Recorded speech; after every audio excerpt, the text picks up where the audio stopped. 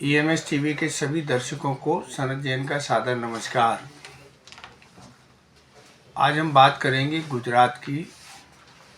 Gujarat model की बहुत चर्चा होती है और हमेशा से गुजरात मॉडल को लेकर तरह तरह की बातें होती रही हैं, लेकिन अभी जो एक नया मामला आया है उसने सभी को चौंका दिया है। कैडिला कंपनी है जो फार्मा के क्षेत्र में बहुत बड़ी कंपनी है। उसके जो मालिक हैं सीएमडी राजीव मोदी, उनके खिलाफ बुल्गारिया की एक महिला ने आरोप लगाया है कि उन्होंने उसके साथ यौन शोषण किया और यौन शोषण के बाद जब वो वहाँ से भाग के निकली तो पुलिस कमिश्नर के पास गई, थाने गई और सब जगह उसने एफआईआर दर्ज कराने की कोशिश की तो उसकी एफआईआर दर्ज नहीं की गई।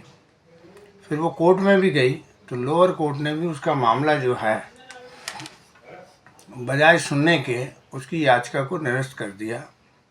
अब यह महिला हाई कोर्ट गई है और इसकी कहानी भी बड़ी अजीबोगरीब है कि कैडिला का अंतर्राष्ट्रीय कारोबार है और वहाँ से वो बुल्गारिया की एक लड़की को अपनी पर्सनल असिस्टेंट बना के यहाँ भारत लाए थे और वो उन्हीं के कैंपस में रह रही थी।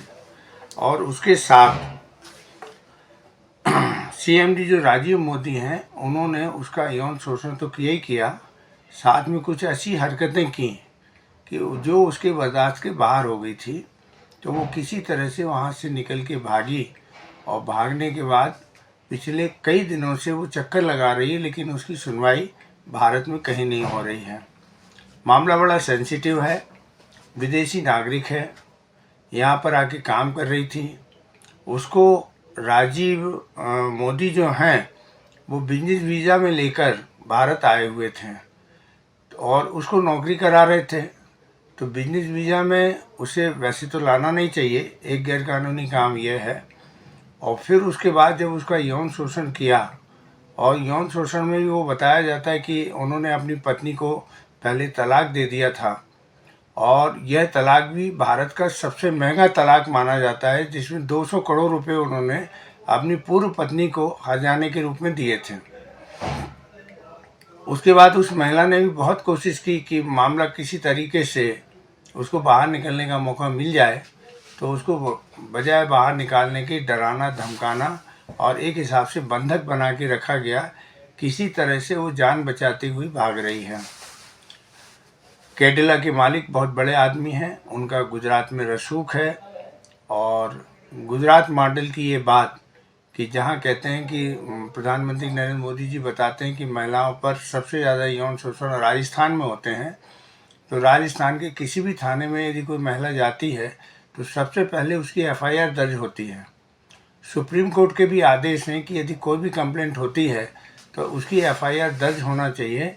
लेकिन यह बुल्गारियाई नागरिक जो है वो पुलिस कमिश्नर तक से मिली, थाने में भी मिली और सब लोग उसे हतोत्साहित करते रहे कि आपकी ये रिपोर्ट दर्ज नहीं होगी। उससे तरह तरह के ऐसे सवाल पूछे गए जिसका जवाब देना भी उसके लिए मुश्किल था, लेकिन उसको यही कहा जाता रहा कि तुम यहाँ से निकल जाओ, नहीं तो तुम्हें तकलीफ़ होगी। अब वो महिला लड़ रही है और उसने हाई कोर्ट में मामला दर्ज किया है, जिसमें अब दिसंबर के प्रथम सप्ताह में उसकी सुनवाई होगी। 27 साल की महिला है, विदेशी नागरिक है, बिजनेस वीज़ा में भारत आई हुई है और लगातार वो 2022 से मतलब 1 साल होने को आ गए वो यहीं पे भारत में कैडिला में काम कर रही थी और वहीं के उन्हीं के कैंपस में रह रही थी। और उसका लगातार शोषण किया जाता रहा है।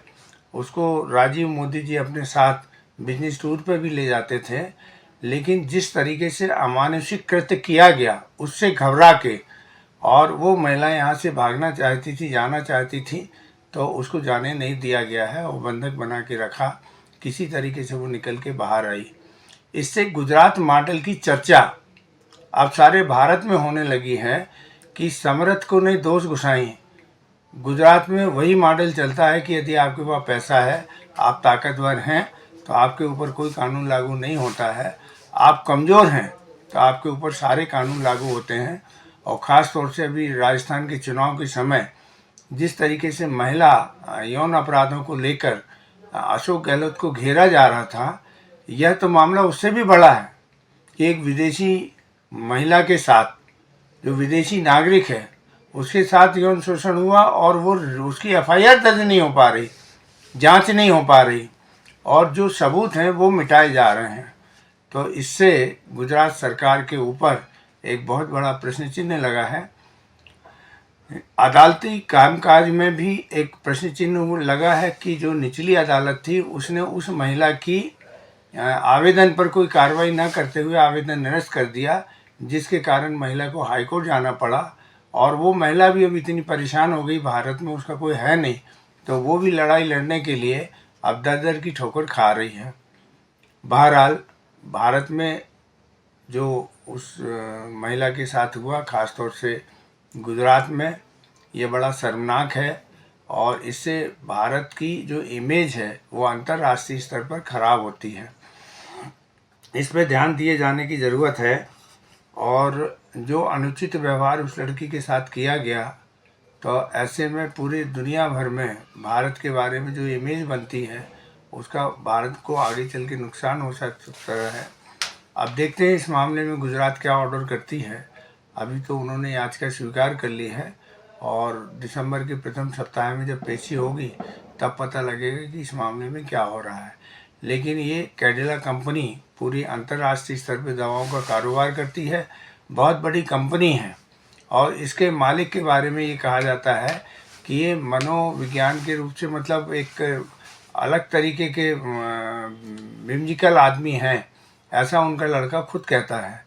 तो जो भी हो, लेकिन न्याय तो सबको मिलना ही चाहिए।